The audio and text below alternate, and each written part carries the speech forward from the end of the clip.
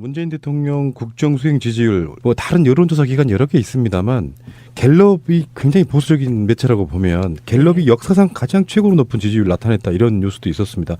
84%가 나왔는데 네. 김영삼 대통령의 지지율보다 1% 높아요. 그 당시에 김영삼 초기에 온갖 하나의 숙청인 임원에 개혁 작업하면서 국민적 지지율이 엄청 높았을 때잖아요. 네, 그때보다 높다는 거죠. 높아요. 근데 김영삼 대통령이 그때 어느 정도로 인기가 있었냐면 정치인 처음으로 대통령 패러디 소설이 나왔어요. YS는 아무도 못 말려. 책도 많았어요. 네, 그 책이 필두예요. YS. 그게 그런데 장덕균 씨가 썼던 코미디였던 것 같은데. 맞아요. 네. 되게 재밌어요. 그래갖고 그런 책이 나올 정도로 인기가 좋았어요. 그러니까 그 정도보다 더 높다. 근데 이 높은 거는 제가 오늘 트윗에 요거 날리면서 뭘 했냐면 문재인 대통령 지지도가 80%대 박스권에 갇혔다.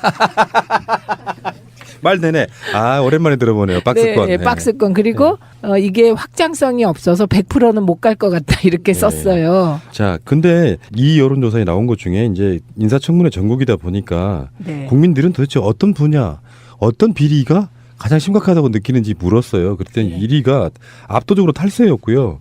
2위가 병역, 그다음에 부동산 투기, 위장 전입, 논문 표절 이런 순위였단 말이에요. 네. 그래서 지금 탈세에 대해서는 국민적 감정에 대해서 용서를 못하겠다 이런 것 같고, 네. 그러니까 제가 어제 나간 방송에서 그런 얘기를 했거든요. 실제로 그쪽 사람들은 위장 전입 정도가 부동산 투기가 의도가 있었더라도 가장 낮은 순위에 있던 그쵸? 죄였었고, 네. 이쪽 분들은 부동산 투기, 그러니까 그런 의도가 없는데도 불구하고 가장 높은 순위에 올라가는 낙마, 키고자 하는 사람들의 사유가 되는 것 같다는 생각이 들어서, 이렇게 되면 탈세라는 게 공식적으로 확인이 되면 이 정부에서는 거의 못할 가능성이 높겠죠. 그렇죠. 탈세는 우리나라뿐만 아니라 선진국일수록 탈세가 가장 중범죄예요. 근데 제가 이번에 느낀 건데요. 김상조, 강경화, 이낙연 이제 내정자들에 대해서 문제 제기가 막 될 때 이게 제대로 보도하는 언론이 없다는 걸 다시 느꼈어요. 그러니까 제가 이제 토론회에 나가기 위해서 문제 제기된 걸 또 다 제가 파야 되잖아요. 그래갖고 다 파서 요거는 이랬고 저건 저랬고 이렇게 진짜 하나하나 가르마를 타는데 이제 이낙연 총리 부인의 경우는 좋은 학교에 배정받기 위해서 위장 전입한 거라 그거는 잘못한 거다 우리가 그렇게 딱 얘기를 하고 나머지 강경화 김상조 내정자의 위장 전입에 대해선 이거는 문제가 안 된다 이렇게 제가 얘기를 했는데 이 얘기를 하는 언론이 없다는 게 저는 진짜 말이 안 된다고 생각이 그렇죠. 들더라고요. 그 이야기는 이제 이따가 다시 이야기 한번 네, 하시기로 네, 하시고, 네. 스피디하게 오늘의 뉴스 한번 간추려 봅니다. 네. 여기서 제가 여쭙고 싶은 게, 높은 지지율이라고 하는 건 필연적으로 나중에 떨어지는 때가 올 거 아닙니까? 그렇죠. 이게 높은 지지율일수록 오히려 나중에 떨어지면 느끼는 데미지는 더 큰 거라고 저는 보거든요. 네, 근데 가장 중요한 건 높은 지지율에 취하는 거. 취해서 실수로 느끼지 못하는 게 위험한 건데요. 문재인 대통령은 지지율이 높다고 해서 그런 거에 신경 쓰시는 분이 아니세요. 제가 요거와 관련해서 기억나는 게 노무현 대통령께서 서거하시고 장례위원장이셨잖아요. 근데 이제 그때 민원연 어르신들이 오셨어요. 그래갖고 같이 이제 그 당시에는 장례위원장이죠. 그러니까 아무것도 아닌 야인이신 거죠. 그래 그렇게 앉아서 얘기를 하는데 갑자기 너무나 진지한 표정으로 그 눈 이렇게 감으시는 거 있잖아요. 그 표정으로 이해가 잘 안 된다고 하시는 거예요.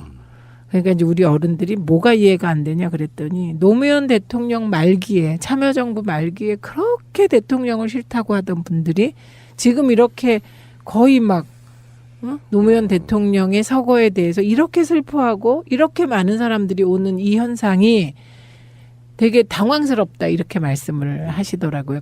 그때는 정말 거의 막 전 국민이 애도할 때잖아요. 그러니까 뭔가가 막 이렇게 뭐랄까 지지율도 그렇고 누군가를 막 추모가 너무 국민적으로 일어나고 이런 상황일 때도 냉정하세요. 그건 알겠더라고요. 그분은 저랑 비슷해요. 어머나. 아, 진짜로 닮은 점이 되게 많아요. 어머나. 그러니까 저는 어떤 상황에서 호들갑 떨지 않아요. 그런 거 같네요. 그냥 가만히 내버리고. 말투가 늘 그러세요. 우리는 어머나 막 이러는데 그런 거 없어요. 취미도 완전히 똑같고요. 식물, 야구, 뭐 애견 이런 게 다 똑같고. 어머. 너무나 닮고 싶어요. 아이고 말하다 보니까 너무 힘드네. 농담이었고요. 닮고 싶다 이런 뜻입니다. 어쨌건 높은 지지율이라고 하는 게 문재인 대통령은 그런데 취하시는 분은 아니기 때문에 괜찮다. 이런 생각이 들고. 네, 똑같으세요. 대통령 되시고 제가 이렇게 한번 뵀어요. 우연히. 그런데 진짜 똑같으세요.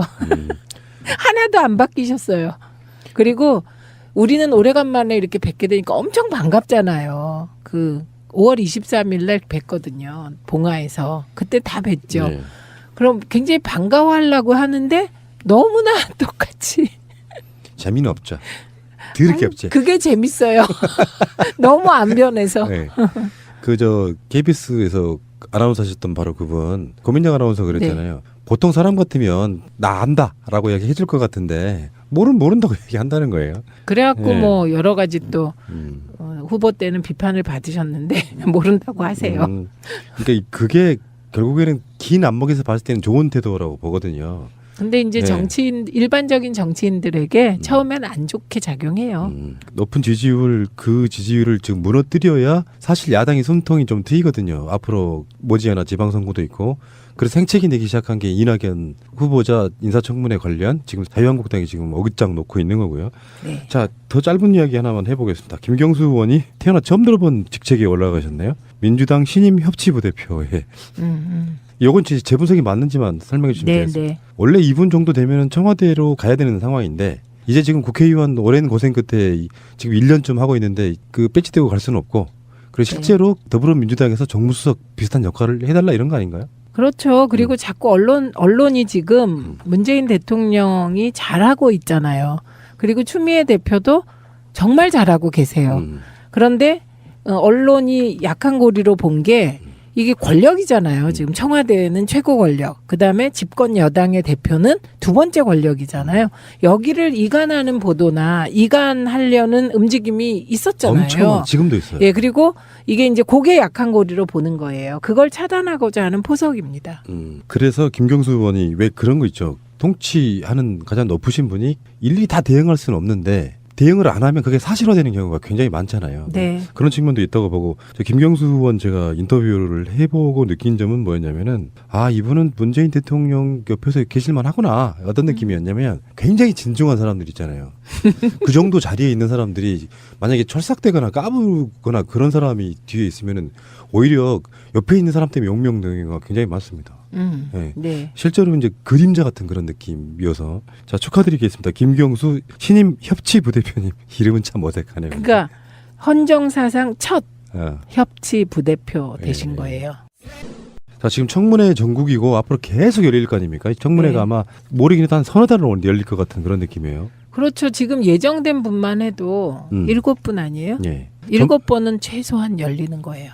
그런데 지금 국정기획자문회의 네. 예전 같으면은 이제 이게 인수위 역할을 하면서 하나 둘씩 인사를 발표를 하고 거기 언론 함합에 있고 그러면서 박근혜 정부 때문에 한 6-7명이 한꺼번에 낙마하는 뭐 그런 상황이기도 한데 일단 첫 번째 타자는 통과하는 무난히 했어요. 뭐 자유한국당이 지금 이상한 꼬장을 피우고는 있지만 이 상황에서는 지금 더불어민주당하고 자유한국당, 국민의당, 바른정당, 정의당 이런 정당들이 전략이 있을 거 아니에요. 네. 자유한국당은요. 이제 그 스스로는 진짜 보수를 지향하며 새로운 보수가 되겠다고 오늘 선언을 했어요. 오늘 의원 워크샵 했다는 거잖아요. 그런데 실제로는 강경 보수의 길로 가고 있습니다. 그런데요, 아까 문재인 대통령의 국정수행 지지율이 84%였던 고 갤럽 조사에서 자유한국당 지지율이 8%예요. 이게 이제 자유발목당이라는 새로운 자유발목당. 별칭을 얻으셨고요. 발목 한국당은 어때요? 왜요? 그러네요. 자유발목당, 발목한국당 다 괜찮고요. 예, 그런 걸 얻으셨어요. 그런데 당분간은 이제 보수를 최대한 집결하기 위해서 강경 노선으로 갈 것 같습니다. 근데 한 말씀만 더 드리면요. 이거 저희 19대 때 많이 해봤거든요. 그 본회의 안 들어가고 국회 뭐 안 하겠다 보이콧하고. 근데 이게 국민들께서 그런 강경한 투쟁 모습을 아주 결정적인 순간에 한번 하면 이게 인정을 해주시고 지지를 하는데 이번에 사실 이낙연 총리 내정자에 대해서 그렇게까지 할 사안이라고 국민들은 생각을 안 하셨어요. 왜냐하면 72%가 아 이거 뭐 별로 문제 안 되니까 빨리 통과시켜라 이런 입장이니까. 그러니까 그 결과로 지지율이 8%로 떨어진 것이다. 그럼 이렇게 되면 어떨까요? 앞으로도 지금 앞으로 이야기가 나오겠지만 뭐 김상조건 강경화건 또는 또 다른 분들이건 간에 처음에 이렇게 세게 나가줘야 다음에 그런 식으로 통과시키는 사람 한두 명쯤은 딜용으로라도 그런 용도로 쓰려고 지금 처음부터 세게 나가는 거 아닌가요? 그러니까 과거의 정치 문법에서는 그런 딜이 있었을 겁니다. 그런데 문재인 대통령은 그런 딜 안 하실 거예요. 아하. 그리고 그 딜이 맞지도 않잖아요. 예를 들면 이런 거예요. 우리가 예전에 그 전략 짤 때 제가 이제 인사청문회 담당인 것처럼 많이 했거든요. 근데 그때 박지원 대표님이 이렇게 불러 모으셔요. 청문위원들을. 그래서 그때 한꺼번에 뭐 여러 명을 하게 되면 우리가 2명 자르자, 10% 자르자, 20% 자르자 이렇게 얘기를 하세요. 그런데 그때는 워낙 대부분이 다 문제가 있으셨고요. 그리고 위장 전입도 그냥 단순 위장 전입 별로 없어요. 한두 번 한 게 아니고요. 위장 전입을 습관적으로 하셨다거나 그다음에 투기성 위장 전입이었어요. 그게. 그래서 낙마를 시키고 그랬어요. 그런데 문제가 없는데 야당의 체면을 살려주기 위해서 뭐 10%를 자른다든지 이런 건 전 있을 수 없다고 생각하고 그 대통령께서 하신 말씀 중에 이낙연 총리를 빨리 내정한 게 국정을 빨리 정상화시키려고 그랬는데 이게 뜻대로 안 돼서 허탈한 면이 있다고 하시면서 정치화됐다는 말을 살짝 끼워 넣으셨거든요. 그날. 근데 그게 그 정치화라는 게 지금 말씀하신 그런 뭐 딜이라든지 이런 흐름, 보도 이런 거 얘기한 거거든요. 그래서 저는 안 맞는다고 생각해요. 근데 제가 봤을 때 어제 나온 이야기로 보면은 바른정당의 국회의원들이 한두 명 빼고는 다 찬성했다는 그래서 분석이 잘못돼 버린 거예요. 국민의당은 다수가 찬성했을 거라고 봤는데 그 숫자로만 넣고 국민의당 반 정도가 반대했다는 이야기밖에 안 되는 거거든요. 근데 그게 누구 말이 사실인지 모르겠어요. 그러니까 주호영 바른정당 원내대표의 이야기로만 믿는다고 치면 그렇죠. 예. 예. 그렇게 되면 이제 이런 것들이 살짝 기존에 있던 야권, 여권 이런 구분 같은 게 없어지면서 자연스럽게 뭔가 정계 개편이 되지 않을까 이런 생각도 좀 해봐요. 거기에요. 이런 것도 있어요. 그 바른정당이 8%예요. 지지율이. 똑같네. 예, 정의당도 8%예요. 평준화됐어요. 지금. 그러면 8% 똑같은 정당을 의석을 다 합친 뒤에 나눴으면 좋겠다. 구분하게 딱 3분의 1씩으로. 그런데 여기서 제가 드리는 말씀은 대구 경북에서 바른정당이 22%로 자유한국당을 앞질렀다는 거예요. 아하, 이거 좋네. 이게 아주 특이점이에요. 물론 이제 민주당이 대구 경북에서 1등했어요. 30몇 %로. 근데 그거는 저는 크게 맞아요. 주목할 없죠. 만한 수치는 아닌 금방 것 같아요. 변하잖아요. 그런 네, 여론은. 근데 바른정당이 22%를 얻어서 자유한국당을 앞섰다는 건 되게 시사점이 있는 것 같아요. 대선 때 우리가 그런 얘기 많이 했거든요. 유승민이 완주해야 되는 이유가 우리 때문이 아니에요. 실제로 건전한 보수를 위해서라도 완주를 했어야 되는 것이고 그리고 지금 국민의당 당대표이신 이현주 의원 저는 그렇게 불러요. 존재감으로만 보면 그런 건데 그분들은 지금 뭔가 좀 상황 판단이 잘못된 게 아닌가 싶은 게 잘 나가고 상대가 잘하고 있을 때는 왜 저는 그런 것 때문에 부부싸움 더럽게 많이 하는데요. 잘할 땐 칭찬 한마디도 안 해. 그리고 못할 때만 꼬집어서 이야기를 하니까 빈정이 상하는 거예요. 잘하는 사람한테 잘한다고 지금 얘기해주고. 표정이 너무 간절해요. 그러니까 지금 그 호남에서도 지지율이 거의 한 99% 가까운 게 나오고 있는데 그 상황에서도 어긋장 놓고 막 그러고 있으면 그게 도움이 될 거라고 보나요? 왜 그렇게 상황 판단을 못 할까요? 근데 지금 푸나님이 말씀하시는 건 정치를 잘하는 걸 기준으로 상황 판단이 안 된다잖아요.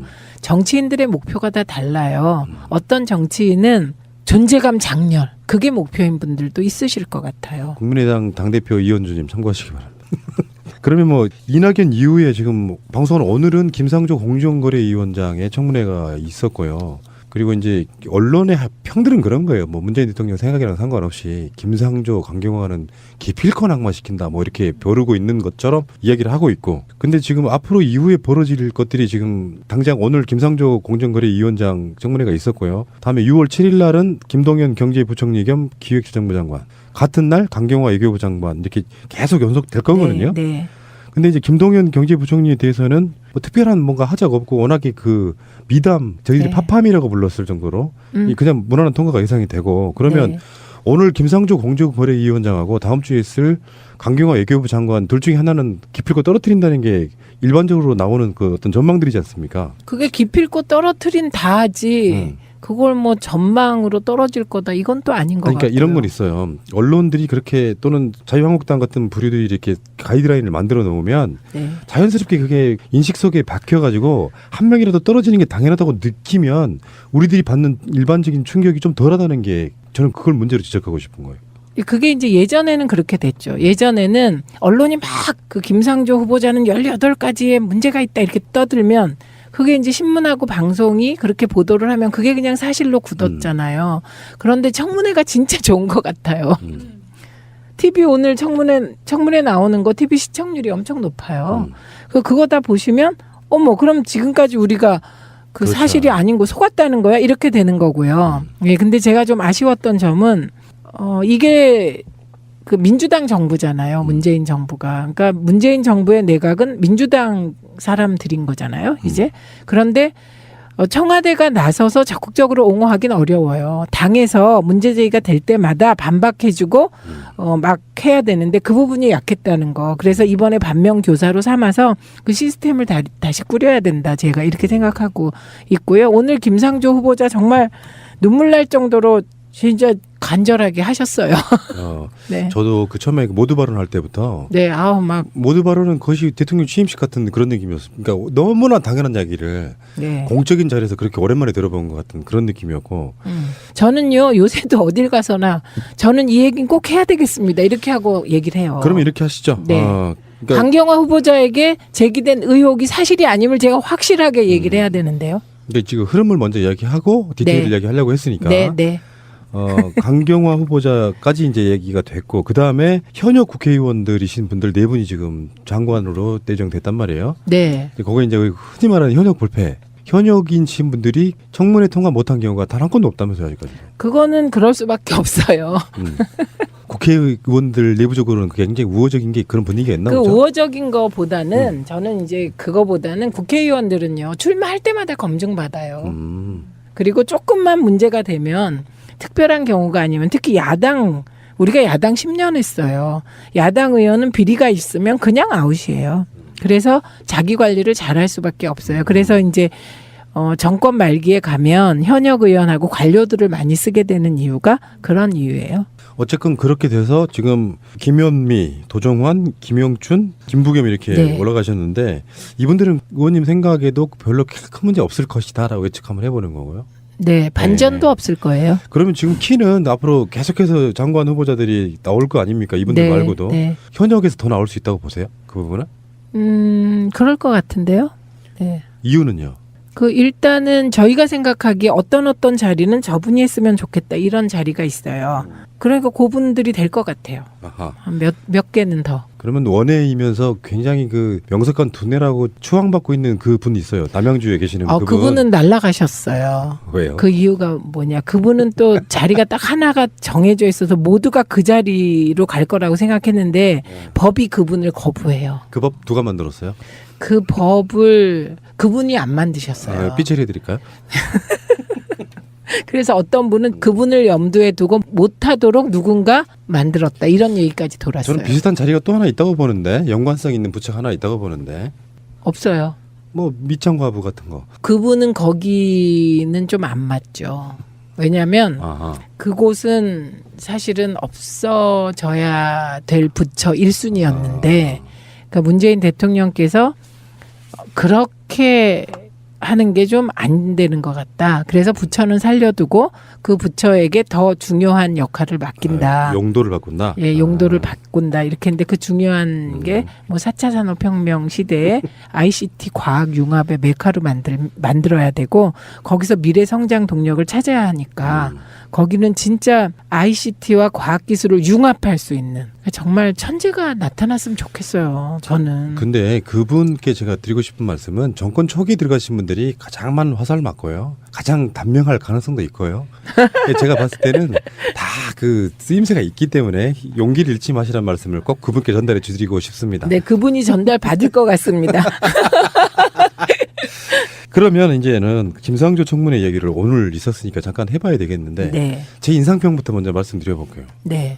누구한테나 있을 수 있는 일들을 침소봉대해가지고 이를테면 이런 거예요. 저 같은 사람이 어디 강남 어디에 아파트 하나 샀어. 그 모든 아파트 산 행위는 다 투기야. 그런 식인 거예요. 오늘 같은 경우에 제가 눈여겨봤던 건 그런 거 있거든요. 방송국을 예로 한번 들어보면은 프리랜서들 있잖아요. 네. 사실상 작가들도 대부분 다 프리랜서고요. 일반 출연자들도 프리랜서인데 그런 경우 같은 경우는 돈을 지급할 때 대부분 원천 징수해 주거든요. 세금 떼고 주고 이러는 게 있어요. 근데 강의료 같은 거나 잠깐 가서 이렇게 특강을 해주는 거라든지 그런 식으로 들어오는 돈들을 일일이 다 신고하지 않았다고 그게 세금 탈루라고 말하는 것도 좀 웃기고 실제로요 방송 들으시는 분 중에 그런 일을 좀이라도 해보신 분들은 아시겠지만 그거 현실적으로 힘들어요. 돈 들어오고 이러는 것들 저만 해도 광고비 받는데 저희 사업체가 아니잖아요. 광고비를 원천 징수하고 달라 그럽니다. 법적인 문제 안 남기려고. 그런 방식으로 가는데 어쨌건 그런 것들이 이제 그분에게 있어갖고 어떤 의혹으로 제기되는 그러니까 말 그대로 이름을 의혹이라고 붙이면 의혹이고 의혹이라는 이름 안 붙이면 일상생활에서 일어나는 것들이라고 저는 보거든요. 그것들이 다 의혹 리스트에 올라가 있더라고요. 이거는요 고등학생들 표현으로 하면 삐 털리는 거예요. 개 털리는 거예요? 제가 차마 어쨌든 그래서 처음에 김상조 내정자도 우리끼리 얘기했어요. 제가 야 지금 기분 정말 이상하겠다. 자괴감 들고 진짜 괴롭겠다. 그랬더니 초기에 그러셨대요. 그런데 생각해 보니 처음에 막 뭐 위장 연립도 문제고 뭐도 문제고 막 문제다. 그러니까 진짜 막 그러니까 그렇잖아요. 그런데 곰곰 생각해 보니 그게 별 문제가 안 되니까 상태가 좀 좋아졌다라는 얘기를 어제 들었어요. 이하경 의원한테.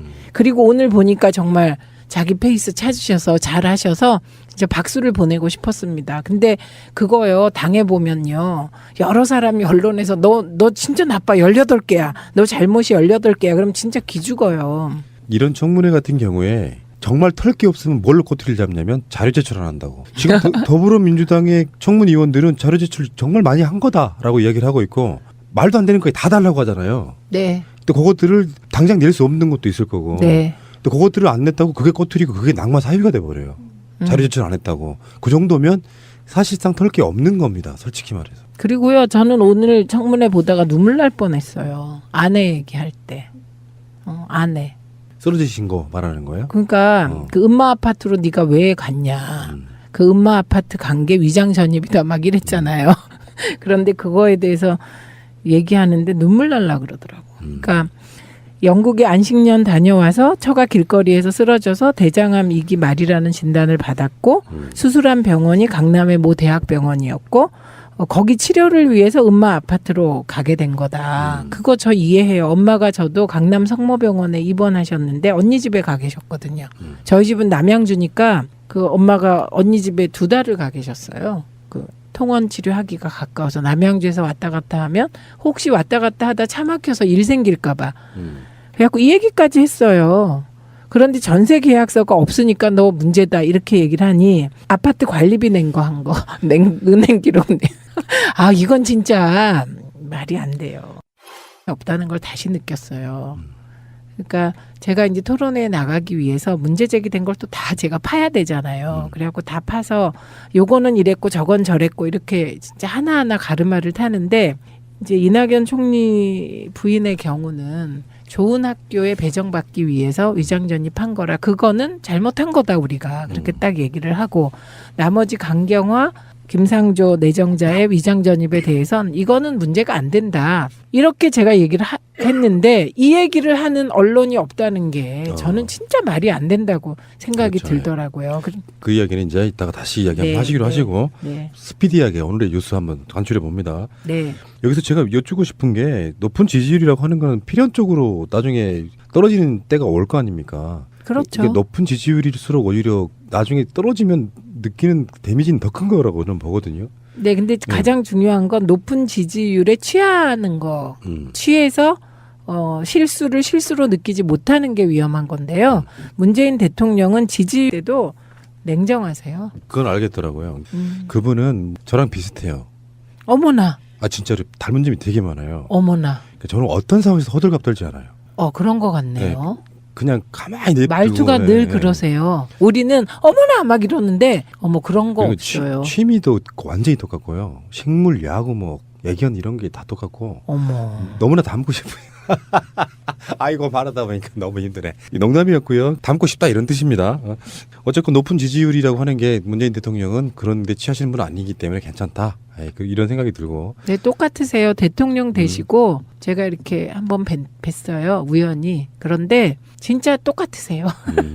하나도 안 바뀌셨어요. 그리고 우리는 오래간만에 이렇게 뵙게 되니까 엄청 반갑잖아요. 그 5월 23일 날 뵀거든요. 봉화에서. 그때 다 뵀죠. 네. 그럼 굉장히 반가워하려고 하는데 너무나 똑같이. 재미는 없죠. 드럽게 없지. 그게 재밌어요. 너무. 문재인 대통령 국정 수행 지지율 뭐 다른 여론조사 기관 여러 개 있습니다만 갤럽이 굉장히 보수적인 매체라고 보면 갤럽이 역사상 가장 최고로 높은 지지율을 나타냈다 이런 뉴스도 있었습니다. 84%가 나왔는데 네. 김영삼 대통령의 지지율보다 1% 높아요. 그 당시에 김영삼 초기에 온갖 하나의 숙청인 임원의 개혁 작업하면서 국민적 지지율이 엄청 높았을 때잖아요. 네, 그때보다 높다는 거죠. 높아요. 근데 김영삼 대통령이 그때 어느 정도로 인기가 있었냐면 정치인 처음으로 대통령 패러디 소설이 나왔어요. YS는 아무도 못 말려. 책도 많았어요. 예. 그 책이 필두예요. YS. 그게 그런데 장덕균 씨가 썼던 코미디였던 것 같은데. 맞아요. 네. 되게 재밌어요. 그래갖고 그런 책이 나올 정도로 인기가 좋았어요. 그러니까 그 정도보다 더 높다. 근데 이 높은 거는 제가 오늘 트윗에 요거 날리면서 뭘 했냐면 문재인 대통령 지지도가 80%대 박스권에 갇혔다. 말 되네. 아 오랜만에 들어보네요. 박스권. 네, 박스권. 그리고 이게 확장성이 없어서 100%는 못 갈 것 같다 이렇게 네. 썼어요. 자, 근데 이 여론조사에 나온 것 중에 이제 인사청문회 전국이다 보니까 네. 국민들은 도대체 어떤 분야, 어떤 비리가 가장 심각하다고 느끼는지 물었어요. 그랬더니 네. 1위가 압도적으로 탈세였고요. 2위가 병역, 그다음에 부동산 투기, 위장 전입, 논문 표절 이런 순이었단 말이에요. 네. 그래서 지금 탈세에 대해서는 국민적 감정에 대해서는 용서를 못하겠다 이런 것 같고. 네. 그러니까 제가 어제 나간 방송에서 그런 얘기를 했거든요. 실제로 그쪽 사람들은 위장 전입 정도가 부동산 투기가 의도가 있었더라도 가장 낮은 순위에 있던 그쵸? 죄였었고 네. 이쪽 분들은 부동산 투기, 그러니까 그런 의도가 없는데도 불구하고 가장 높은 순위에 올라가는 낙마, 키고자 하는 사람들의 사유가 되는 것 같다는 생각이 들어서 이렇게 되면은 탈세라는 게 공식적으로 확인이 되면 이 정부에서는 거의 못할 가능성이 높겠죠. 그렇죠. 탈세는 우리나라뿐만 아니라 선진국일수록 탈세가 가장 중범죄예요. 근데 이번에 느낀 건데요. 김상조, 강경화, 이낙연 이제 내정자들에 대해서 문제 제기가 막 될 때 이게 제대로 보도하는 언론율이 높다고 해서 그런 거에 신경 쓰시는 분이 아니세요. 제가 요거와 관련해서 기억나는 게 노무현 대통령께서 서거하시고 장례위원장이셨잖아요. 근데 이제 그때 민원연 어르신들이 오셨어요. 그래갖고 같이 이제 그 당시에는 장례위원장이죠.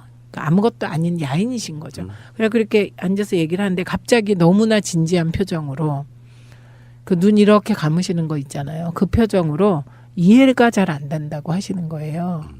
그러니까 이제 우리 어른들이 뭐가 이해가 안 되냐 그랬더니 노무현 대통령 말기에 참여정부 말기에 그렇게 대통령을 싫다고 하던 분들이 지금 이렇게 거의 막 노무현 대통령의 서거에 대해서 이렇게 슬퍼하고 이렇게 많은 사람들이 오는 이 현상이 되게 당황스럽다 이렇게 말씀을 하시더라고요. 그때는 정말 거의 막 전 국민이 애도할 때잖아요. 그러니까 뭔가가 막 이렇게 뭐랄까 지지율도 그렇고 누군가를 막 추모가 너무 국민적으로 일어나고 이런 상황일